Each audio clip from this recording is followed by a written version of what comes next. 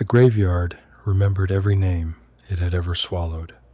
It remembered them as hunger, as a pressure under stone, as the thin itch of old iron in the dirt. The markers were not memorials, they were stitches. Each weathered slab pinned something to the world that wanted to slip free. In the center, half submerged in swamp water and rot, a mausoleum leaned like a drunk that refused to fall. Its stones were wrong, too clean where they should have been pitted, too intact where the millennium should have gnawed them down. And behind its sealed mouth, the pentagram cut into the floor held a shape of darkness like a hook held a fish. The entity flickered.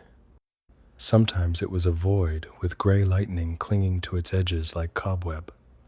Sometimes it was a smear of absence, a bruise in the air.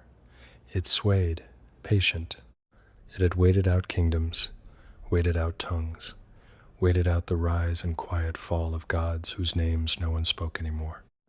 Mortals came to it in different ways, some with prayers, some with knives, some with bargains already bleeding out of them. But the one it watched now, far away, deep under a mountain, was not arriving as a supplicant. She was arriving as a problem. The entity drifted in its pentagram and tasted the future like ash. A girl, a princess, a contradiction wrapped in human skin. And then, faintly, like the first crack of ice before a thaw, resolve. The entity's lightning brightened. Come, it whispered into nothing, savoring how the words sounded like an order and an invitation at once. Come to me.